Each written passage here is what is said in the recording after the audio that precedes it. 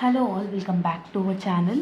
So in previous videos unit 4 నుంచి topic 1 that is control charts problematic explanation మీరు నేర్చుకునే ఉంటారు. ఈ వీడియోలో యూనిట్ 4 నుంచి second topic that is fraction defective chart అని అంటాము.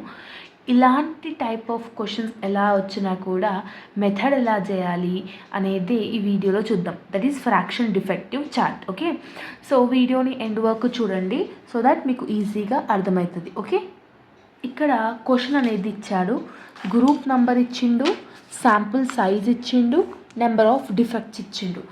ఎప్పుడైతే వాళ్ళు క్వశ్చన్లో శాంపుల్ సైజ్ అని ఇచ్చిండో, ఓకే, ఎప్పుడైతే క్వశ్చన్లో శాంపుల్ సైజ్ అని వాళ్ళు పర్టికులర్గా మెన్షన్ చేస్తే ఒక టైప్ ఆఫ్ సొల్యూషన్ అనేది చేయాలి. ఒకవేళ శాంపుల్ సైజ్ ఇవ్వకుండా నార్మల్గా గ్రూప్స్ అండ్ డిఫెక్ట్స్ ఇచ్చిందనుకో ఇంకొక టైప్లో చేయాలి. ఓకే, సో ఎప్పుడైతే శాంపుల్ సైజ్ ఇచ్చిండో ఎలా చేయాలో ఈ వీడియోలో ఫస్ట్ ఇప్పుడు చూద్దాం. నెక్స్ట్ దీని తర్వాత only group number and number of defects ఎలా చేయాలో కూడా సెకండ్ టాపిక్లో అంటే ఇదే వీడియోలో సెకండ్ క్వశ్చన్లో చెప్తాను. ఓకే, శాంపుల్ సైజ్ ఇచ్చినప్పుడు క్వశ్చన్లో మనము ఒక ఎక్స్ట్రా కాలం అనేది మనం యాడ్ చేసుకోవాలి. ఏంటా ఎక్స్ట్రా కాలం అంటే ఫ్రాక్షన్ డిఫెక్టివ్ అని అంటాం దీన్ని. సో ఈ ఫ్రాక్షన్ డిఫెక్టివ్ చార్ట్ కాలం అనేది మనం యాడ్ చేసుకోవాలి. ఇది ఎలా వస్తుంది అంటే దీన్ని 2 అనుకోండి, దీన్ని 3 అనుకోండి. అంటే సెకండ్ శాంపుల్ సైజ్నేమో 2 అని అనుకోండి, దీనేమో 3 అని అనుకోండి. ఇది రావాలి అంటే 3 డివైడెడ్ బై 2 చేయాలి. అంటే number of defects divided by sample size అంటే 2 divided by 32, 3 divided by 32, 3 divided by 50, 2 divided by 50 అట్లా చేసుకుంటూ వెళ్ళాలి. ఓకే, సో 2 డివైడెడ్ బై 32 చేస్తేనేమో 0.06, 3 డివైడెడ్ బై 32 చేస్తేనేమో 0.09, అగైన్ 3 డివైడెడ్ బై 50 చేస్తే 0.06, 2 డివైడెడ్ బై 50 0.04. ఓకే, అట్లా అన్నిటికీ చేసుకుంటూ వెళ్ళండి. 0.03 వస్తుంది దీనికి, నెక్స్ట్ 0.05 వస్తుంది దీనికి, next 0.04. 0 divided by 50 is equal to 0 only. Okay, so 0.06 ఇక్కడ వస్తుంది అండ్ లాస్ట్ వచ్చేసి 0.03. ఓకే, సో ఇట్లా ఈ కాలం అనేది మనం వేసుకోవాలి. ఓకే, ఎప్పుడైతే శాంపిల్ సైజ్ ఇస్తారో దానికి ఈ ఎక్స్ట్రా కాలం అనేది మనం క్వశ్చన్లో వేసుకోవాలి. ఓకే, అది ఎలా అంటే number of defects by sample size అని అర్థం. ఇప్పుడు ఇది టోటల్ చేయండి, ఈ కాలం టోటల్ చేయండి. 0.06 plus 0.09 plus 0.06 plus 0.04 plus 0.03 plus 0.05 plus 0.04 plus 0 plus 0.06 plus 0.03. So మనకు వచ్చేసింది 0.46 is the total of this column. Okay, ఇవన్నీ యాడ్ చేస్తే 0.46 వచ్చింది. ఇప్పుడు శాంపిల్స్ కూడా అన్నీ యాడ్ చేయండి. 32 plus 32 plus 50 plus 50 plus 32 plus 80 plus 50 plus 50 plus 32 plus 32. It is nothing but 440. అంటే శాంపిల్ సైజ్ టోటల్ ఏమో 440 వచ్చింది, ఈ కాలం టోటల్ ఏమో 0.46 వచ్చింది. ఇప్పుడు మనము శాంపిల్ సైజ్ వచ్చినప్పుడు ఎక్స్ట్రా కాలం ఒకటి యాడ్ చేసుకున్నాం. ఇప్పుడు మనం ఏం చేయాలంటే పీ బార్ కనుక్కోవాలి. ఓకే, పీ బార్ కనుక్కోవాలంటే fraction defective, okay, fraction defective divided by number of samples అని అర్థం. ఇది ఫార్ములా. ఫ్రాక్షన్ డిఫెక్టివ్ టోటల్ ఎంత వచ్చింది మనకి? 0.46 వచ్చింది. నెంబర్ ఆఫ్ శాంపిల్స్ అంటే ఏంటి? ఎన్ని శాంపిల్స్ ఉన్నాయి? 1 2 3 4 5 6 7 8 9 10. మొత్తం ఎన్ని ఉన్నాయి? 10 కదా. So 0.46 divided by 10, 0.46 divided by 10 చేస్తే 0.046 will be the P bar answer. 0.046 is the P bar answer అని అర్థం. ఇప్పుడు మనము upper control limit, lower control limit కనుక్కోవాలి. Okay, so upper control limit అంటే యూసీఎల్ అని పెడుతున్నా. ఈ యూసీఎల్ కనుక్కోవాలంటే మనకి ఫార్ములా ఏంటి అంటే పీ బార్ ప్లస్ 3 అనేది default under root 1 minus P bar by N. Okay, ఇది యూసీఎల్ ఫార్ములా. పీ బార్ ఎంత 0.046, 3 అనేది డిఫాల్ట్, 1 మైనస్ పీ బార్ మళ్ళీ P bar divided by N. N అంటే ఏమనుకోవాలి, ఇప్పుడు శాంపుల్ సైజెస్లో రిపీటెడ్ ఏమేమి ఉన్నాయి, 32 ఉంది, 50 ఉంది, 80 ఉంది, అంతే. 32 ఇక్కడ రాస్తున్న రఫ్గా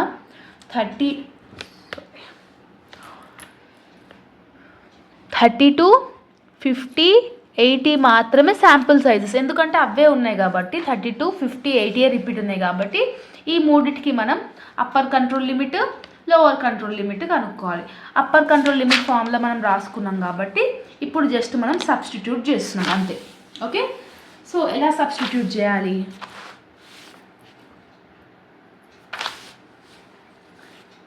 okay.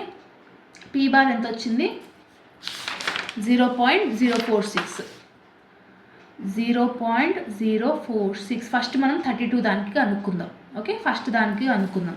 0.046 plus 3 under root 1 minus 0.046 మళ్ళీ ఇక్కడ 0.046 డివైడెడ్ బై ఎన్ ఎంత 32, మనం 32కి కనుక్కుంటున్నాం కాబట్టి ఎలా సబ్స్టిట్యూట్ చేయాలంటే 0.046 అనేది సేమ్ ఉంటుంది, 3 అనేది కూడా సేమ్ ఉంటుంది. 1 మైనస్ 1లకేది 0.046 మైనస్ ఏంటి 0.954 వస్తుంది. దీన్ని ఇంటూ బ్రాకెట్ అవతల ఉంటే ఇంటూ అని అర్థం కదా, 0.954 ఇంటూ 0.046 చేస్తే మనకి ఎంత వచ్చింది 0.04 డివైడెడ్ బై ఎంత 32 చేస్తే మనకి 0.001 వచ్చింది. దీనికి మనం రూట్ కొట్టాలి. రూట్ ఉంది కదా, రూట్ క్యాలిక్యులేషన్ అంటే వచ్చిన వాల్యూని రూట్ కొడితే మనకి 0.037 వస్తుంది.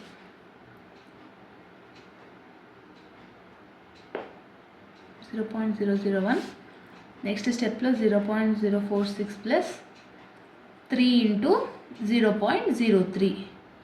ఇప్పుడు మనం ఏం చేయాలి, 0.046 ప్లస్ 3 ఇంటూ చేయాలి. 3 ఇంటూ 0.03 ఏమో 0.11, 0.11 ప్లస్ 0.046 ఎంత 0.156. ఇట్లా సబ్స్టిట్యూట్ చేయాలి మనం. ఓకే, ఫస్ట్ ఏమో 1లకేది 0.046 మైనస్ చేయాలేమా, తర్వాత దాన్ని ఇంటూ ఇది చేయాలి, వచ్చిన వాల్యూని డివైడ్ చేయాలి, లాస్ట్కి వచ్చిన వాల్యూని సబ్స్టిట్యూట్ చేస్తే అంటే రూట్ కొడితే మనకి ఇది వస్తుంది. 3 ఇంటూ ఇది చేస్తే ఇది వస్తుంది, ఇది ప్లస్ ఇది చేస్తే ఇది వస్తుంది 32కి అంటే ఇది. నెక్స్ట్ దానికి 50కి చేయండి. 50కి ఎట్లా చేస్తాము, 50 నెక్స్ట్ సేమ్ ఉంటుంది కదా, సేమ్ ఇక్కడ అంతా ప్రాసెస్ అంతా సేమ్ ఉంటుంది. ఇక్కడ డివైడెడ్ కాడ 32 కాకుండా 50 చేయాలి. సో నేను డైరెక్ట్ ఆన్సర్ రాసేస్తున్నా. దానికి ఆన్సర్ ఎంత వస్తుంది అంటే 0.137 వస్తుంది. కావాలంటే మీరు ఒకసారి చేయండి. ఓకే, 80 దానికి ఎంత వస్తుంది అంటే 0.11 వస్తుంది, 118. ఓకే, ఇట్లా చేయాలి. Lower control limit, upper control లిమిట్లో అయిపోయినాయి. ఇప్పుడు ఎల్సిఎల్ అంటే లోవర్ కంట్రోల్ లిమిట్. ఇవి ఎల్సిఎల్, యూసిఎల్ మీరు ఫస్ట్ టాపిక్ చూస్తే ఇప్పుడు ఈజీగా అర్థమైపోతుంది. ఆ వీడియో చూడకుండా ఈ వీడియో చూడకండి. ఓకే, ఎల్సిఎల్ ఫార్ములా ఏంది, same formula P bar minus ఇంతకుముందుకు ప్లస్ ఉండే కదా, -1 minus P bar by N. Just ఇక్కడ ముందుగల ప్లస్ ఉంటుండే, ఇప్పుడు మైనస్ అయింది. తర్వాత దానికి కూడా 32కి 50కి 80కి చేయండి, వాల్యూస్ వస్తాయి. ఓకేనా, జస్ట్ అంతా సేమ్ ఉంటుంది. అక్కడ ప్లస్ ఉంటే ఇక్కడ మైనస్ ఉంటుంది, అంతే తేడా. ఓకే, సో ఇక్కడ వాల్యూస్ అన్నీ వచ్చినాక మనం ఇప్పుడు గ్రాఫ్ మీద ప్లాట్ చేసుకోవాలి. గ్రాఫ్ మీద ఎలా ప్లాట్ చేసుకుంటారంటే ఇక్కడ చూడండి, ఎక్స్ బార్ మీద ఎన్నైతే శాంపిల్స్ ఉంటాయో ఆ శాంపిల్స్ని వేసుకోండి. వై బార్ మీద మనకు వచ్చిన వాల్యూస్ల బట్టి అవన్నీ అన్నీ అందులో వచ్చేటట్టుగా మీరు లీస్ట్ నుంచి హైయెస్ట్ నెంబర్స్ అనేది చేసుకోవాలి. ఓకే, సో అప్పర్ కంట్రోల్ లిమిట్లో ఫస్ట్ ఏవైతే వాల్యూస్ వచ్చినాయో మనకి అంటే 32కి ఎంత వచ్చింది, 0.15 వచ్చింది కదా, 0.15 కంటే ఈడు వస్తుంది 0.15. మళ్ళీ అన్నిటికీ ఇట్లా పాయింట్ అవుట్ చేసుకుంటూ పోవాలి, పాయింట్స్ అన్నీ పెట్టుకుంటూ పోవాలి. లోవర్ కంట్రోల్ లిమిట్కి ఏమేమి వచ్చినాయి, లోవర్ కంట్రోల్ లిమిట్కి కూడా ఏమేమి వచ్చినాయి అన్నీ ప్లాట్ అవుట్ చేసుకుంటూ పోవాలి. దెన్ ఆ పాయింట్స్ని మర్జ్ చేస్తే ఆ పాయింట్స్ అన్నిటిని కలుపుకుంటూ పోతే మీకు ఈ గ్రాఫ్ అనేది వస్తుంది. అండర్స్టాండ్? సో ఇది మీకు డిఫెక్టివ్ చార్ట్. ఎప్పుడైతే శాంపిల్ సైజ్ ఇస్తాడో, ఒకవేళ శాంపిల్ సైజ్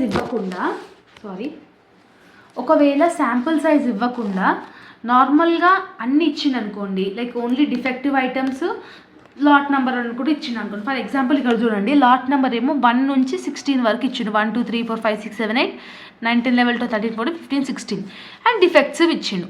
సో ఇట్లా ఇచ్చినప్పుడు ఏం చేయాలంటే సింపుల్గా మనము నెంబర్ ఆఫ్ డిఫెక్ట్స్ టోటల్ వేసుకోవాలి. అంటే ఇవన్నీ టోటల్ చేసుకుంటే మనకి 200 వచ్చింది. ఓకే, లాట్ నెంబర్స్ కూడా అన్నీ యాడ్ చేసుకుంటే మనకి ఎన్ని ఉన్నాయి, 16 ఉన్నాయి, టోటల్ 16. 200 డివైడెడ్ బై 16 చేస్తే పీ బార్ అనేది వస్తుంది మనకి. ఓకే, సో ఇట్లా డివైడ్ చేసుకుంటూ మళ్ళీ అప్పర్ కంట్రోల్ లిమిట్కి ఇంతకుముందుకి ఏదైతే ఫార్ములా పెట్టినో ఆ ఫార్ములా పెట్టి రాయండి, లోవర్ కంట్రోల్ లిమిట్కి ఏందో అది రాయండి. అండ్ సెంట్రల్ లైన్ మనం కంట్రోల్ చార్ట్స్లో ఏవైతే ఫస్ట్ టాపిక్లో మనం నేర్చుకున్నామో సేమ్ ప్రాసెస్ అనమాట ఇదంతా. తర్వాత గ్రాఫ్ మీద ప్లాట్ చేయాలి. Okay, same thing. Okay, sample size వచ్చినప్పుడే డిఫరెన్స్ ఉంటుంది కానీ రిమైనింగ్ అంతా సేమ్. ఇక్కడ కూడా సేమ్. సో నార్మల్గా శాంపుల్ నెంబర్ ఇచ్చిండు, నెంబర్ ఆఫ్ డిఫెక్ట్స్ ఇచ్చిండు 74 డివైడెడ్ బై 10 చేస్తేనేమో మనకి పీ బార్, సి బార్ అన్న కి బార్ అన్న ఏదో సెంట్రల్ లైన్ వస్తుంది, 7.4 వచ్చింది.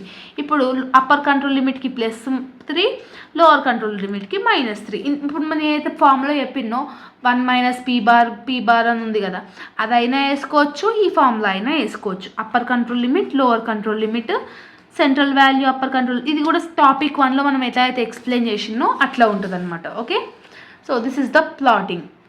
ఓకే, సో ఇట్లా మీకు ఉంటాయన్నమాట. టాపిక్ 1 చూస్తే ఈ టాపిక్ మీకు ఈజీగా అర్థమవుతుంది, లేదు అంటే అర్థం కాదు. సో అందుకనే టాపిక్ 1 మీరు బాగా చూసుకోండి. మీన్ చార్ట్, రేంజ్ చార్ట్ అవే రిపీట్ అయ్యే ఛాన్స్ అయితే ఉంటుంది యూనిట్ 4 నుంచి.